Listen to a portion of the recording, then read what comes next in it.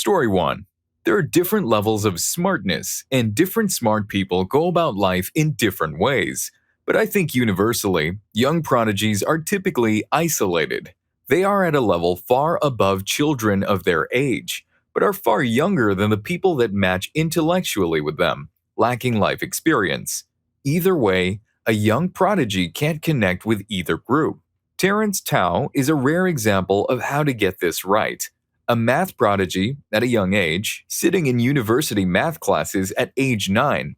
His parents accelerated his math study, but tried hard to keep him amongst kids his own age for other classes and encouraged him to study broadly rather than rush ahead. What's the point in being the youngest to do something if you're socially limited and lonely?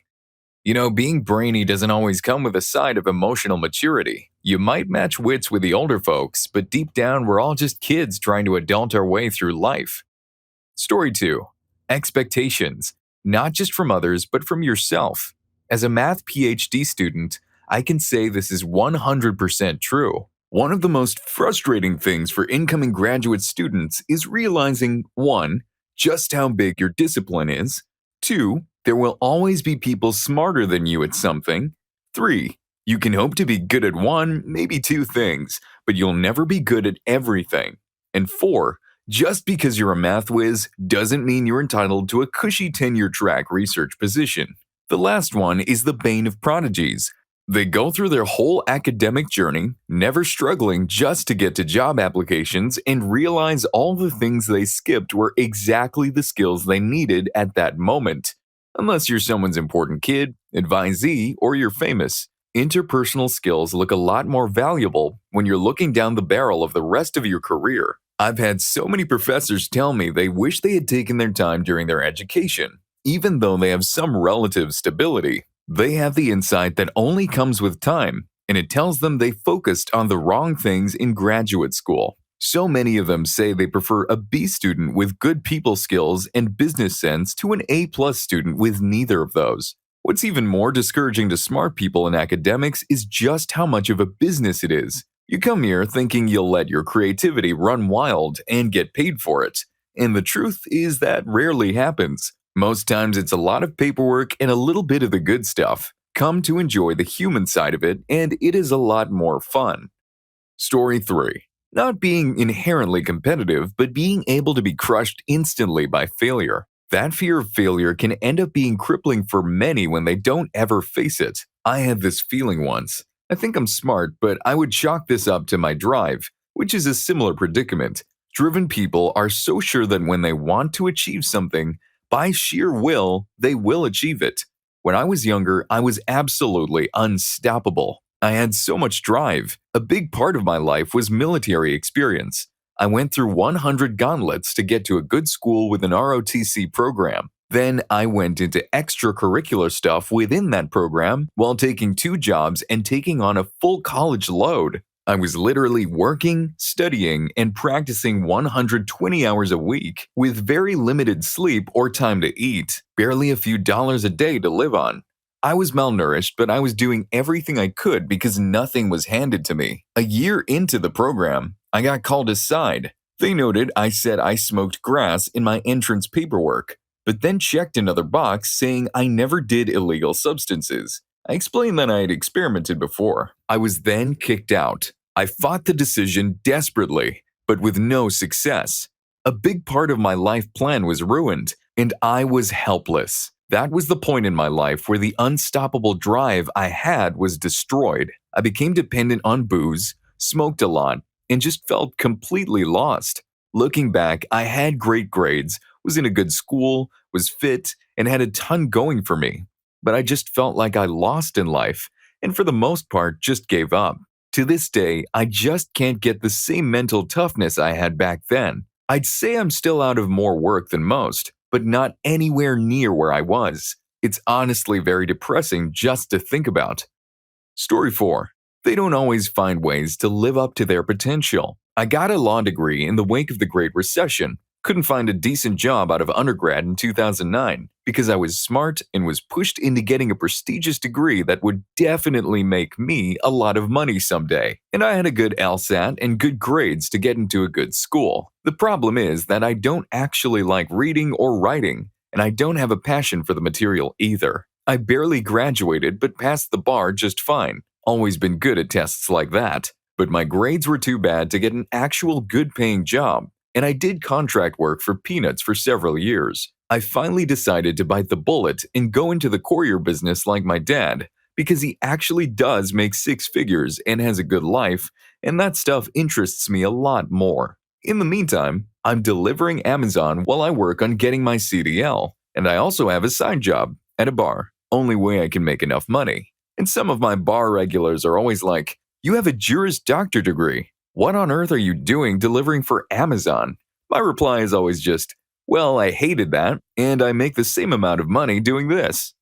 I guess if you're chasing your dreams with all your heart, you're all set for life's adventure. Otherwise, get ready to roll up those sleeves and wrestle your way out of it. Story 5. A lot of them are depressed.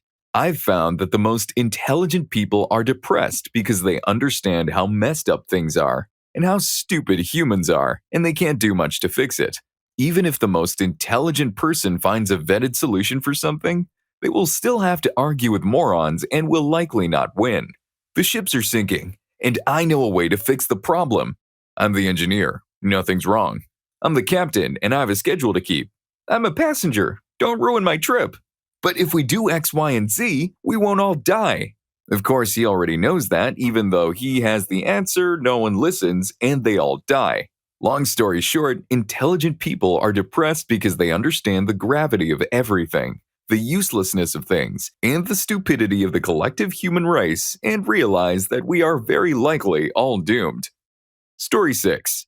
I think truly smart people, those genuinely rare geniuses, are so smart that the rest of us can't even comprehend it. It must be a very strange feeling going through life knowing that most people just can't see and understand the things you do. It must be extremely frustrating. Yet most really intelligent people are so polite about it. The smartest person I know, and I'm pretty smart, just turns it off and enjoys their hobbies like dog breeding, fishing, hunting, and simple adventures. This guy wakes up speaking to Chinese scientists, then speaks French in the afternoon to monitor their progress, and English the rest of the day. He somehow can have close friendships with normal people, is generally curious about their ideas, and uses their illogical assumptions and ideas to challenge himself, to make his own arguments stronger, all without the person realizing what he's doing. Politics, economics, etc. He'll listen and won't correct why it's wrong, but he'll understand your justifications for thinking so and explain what you're trying to say. It's like watching mental taekwondo,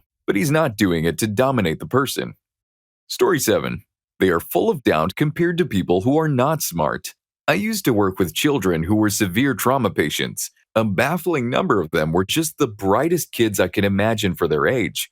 I think that bit was a coincidence. And the smart ones always seriously underperformed on standardized tests. They each had their own unique challenges from their individual trauma histories, but the common thread was reading, rereading, and doubting the obvious answers because they were worried about missing something. The less academically inclined among them had a much easier time just picking an answer and moving along. Story 8. Lots of people will be jealous of them and resent them, including family members. I can't win with my family. My wife and I are doing pretty well since we're both smart and have great, highly skilled jobs. We try so hard to do nice things for our family, like driving to see them often, hosting big events at our place, getting them awesome presents, etc. We put up with constant drama, like people getting belligerently buzzed and existential at our house. We think because of our success, and then running around our neighborhood yelling, fighting, and throwing up. And honestly, we kind of just put up with it, in part because we both have anxiety and hate confrontation, though we are finally starting to actually set boundaries. But God forbid we don't invite everyone to our friends' girlfriends' aunts' friendsgiving up in the mountains somewhere. Suddenly, we get the silent treatment, passive-aggressive voicemails, accusations that we think we're too good for our family, etc. JFC. How old are we all again? I was never prepared for adulthood to still feel like grade school, but here we are. Sorry for the rant. I would love advice from anyone who's had similar experiences. I'm kind of at the point where I am just distracting myself from everyone for the sake of my mental health. Family drama, am I right? It's like babysitting grown up toddlers sometimes. I'm thinking we might need a PhD in adulting to survive this. Who's with me? If you are, hit that like button and subscribe for more eye opening stories about insanely smart folks.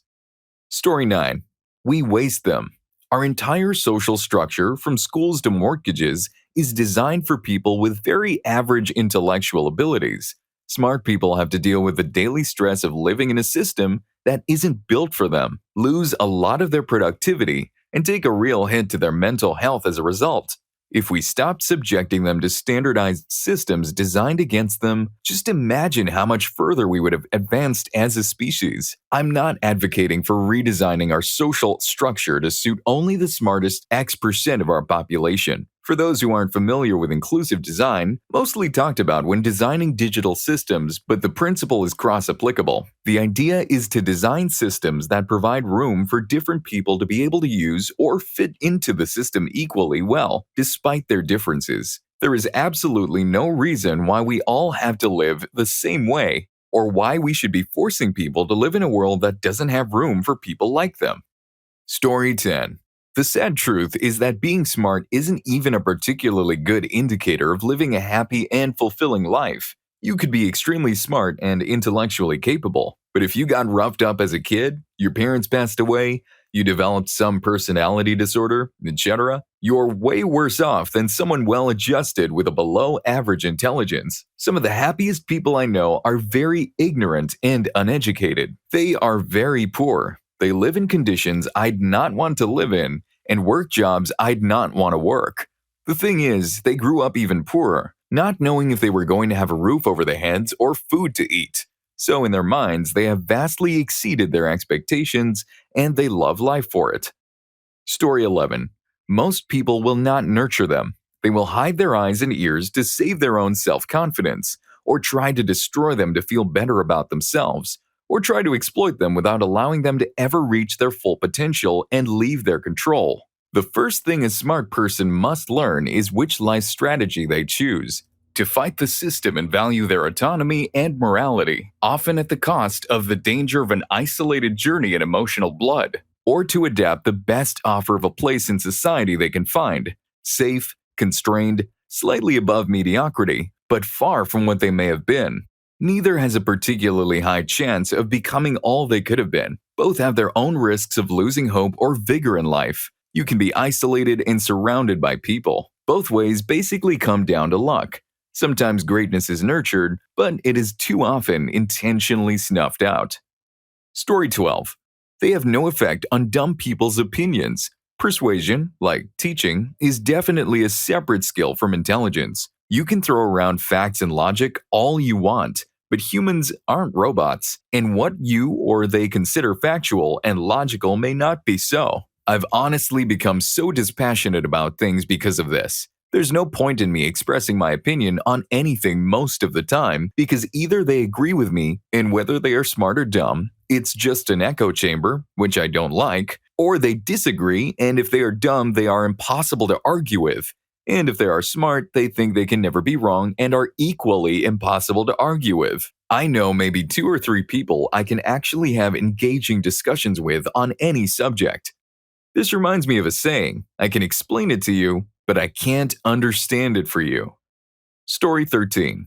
Our school system isn't built to deal with them. It crushes bright kids down to everyone else's level. The usual solution is just to give them extra work to do on top of the assigned work when they finish too fast. But to a kid, that's a punishment. In this way, achieving beyond a certain accepted parameter is quietly discouraged. My youngest child is in kindergarten, US first year of school. For some reason, he picked up math and is always working on it, like challenging us to give him math questions to solve and challenging us to see if he can stump us.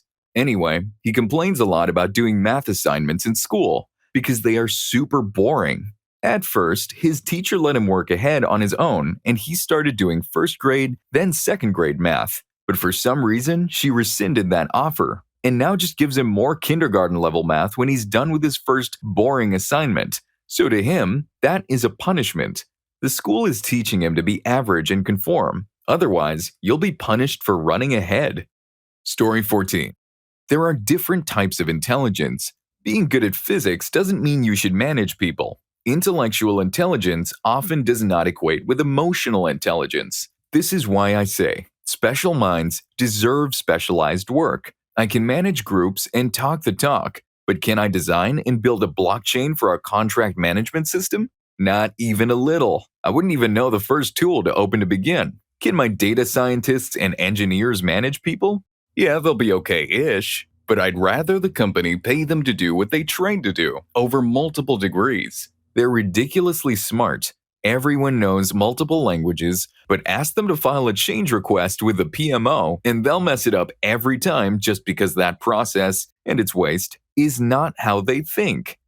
Story 15. All the smart kids that turned into smart adults are severely burned out and need a break from everything. I was in gifted programs all through school, graduated early at the top of my class, did a bachelor with dual major, master's, and then medical school, only for me to be completely burned out by the time I got to private practice. Now, I'm a stay-at-home mom.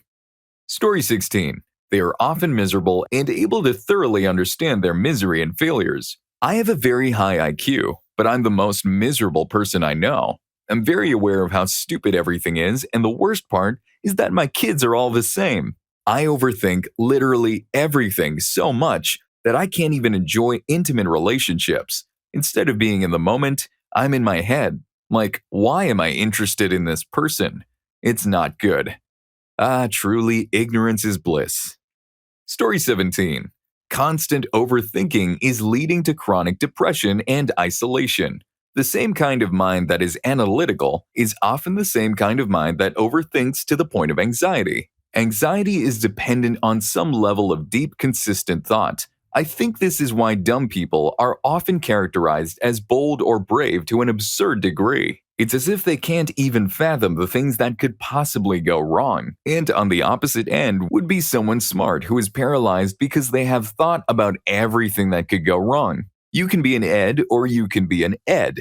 And then there's the Eddie in between, who is not hyper-intelligent or dumb and has reasonable amounts of intelligence and doubt. I'm going to start watching more Ed, Ed, and Eddie. Story 18. It's sad to see dumb people make dumb decisions in front of your eyes and not be able to do anything, but only give them advice.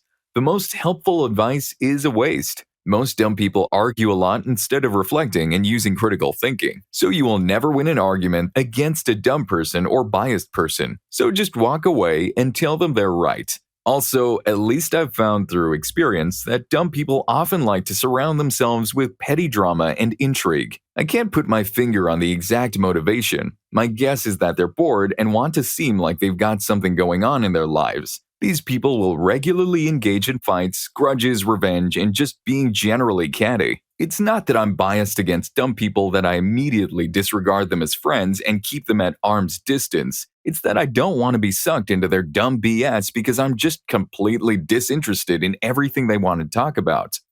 Story 19.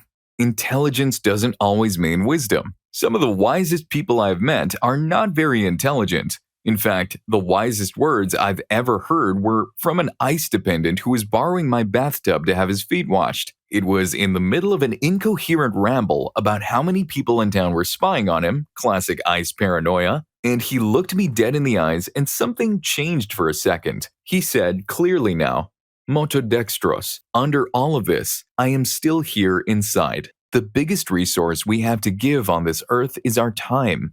I have made many mistakes on the road, but I hold dear all of the time that people have given to me, like..." He then started listing off the names of mutual friends that had hurt him, laughed with him, helped him, or been helped by him, all before slowly moving back into his incoherent ramble for the night. Wisdom is like the most undercover superhero ever. It's just chilling right in front of us, and most folks don't even notice. Story 20. Many very intelligent young people are poorly stimulated and challenged. Without the proper mental exercise, they're unlikely to live up to their potential. Throughout school, I felt like none of the subject material related to me because it just needed me to remember a lot of things and I could learn stuff more applicable to my life just by reading books, which I feel did kind of work in making me more educated, but just not more employable. So I ended up barely going for the last few years. It probably harmed me by being able to remember a lot of what I was taught initially because that worked for a few years. Then it got a little bit harder to remember all of it, and the 90% slowly diminished down to 60-70%, which was probably one of the reasons for my depression and anxiety. Story 21. Common sense is not a gift. It is a punishment, because you have to deal with everyone who doesn't have it. I'd even argue that there isn't really a common sense as we tend to perceive it. In many ways, it's subjective, established by causes and reactions we've experienced, and then taken into our repository of knowledge. And it's always skewed by our emotions and lack of understanding of the situation. We have things like, don't put a ladder in a dumb place if you're going to climb on it. It should be common knowledge. Or don't carry a tool that way. But if you don't have any experience or haven't seen it done, it will be surprisingly hard to connect that the placement or way of carrying is in fact dumb. You need to get your subjective handle on it to make it into your own knowledge repository. And then you have common sense. For some, that, of course, lack of jobs is due to immigrants, or, of course, problems are due to the breakdown of Christian family values, or whatever.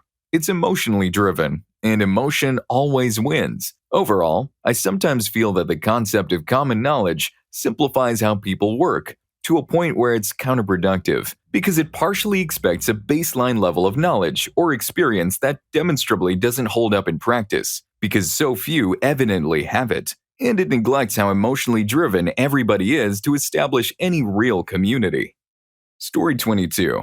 Being capable doesn't necessarily correlate with being intelligent, nor vice versa. However, the saddest truth for most of you is that high performance in your early years has relatively little indication of your potential intelligence or success as an adult. There are just too many factors and variances in metrics and models of education and accomplishment. You often see this with the smartest kid in high school heading off to university to find out they were just a big fish in a small pond. Once you're in elite programs, you're potentially among the best in the world, not just where you grew up. It can be soul-crushing to realize you're smart, but just average compared to everyone around you.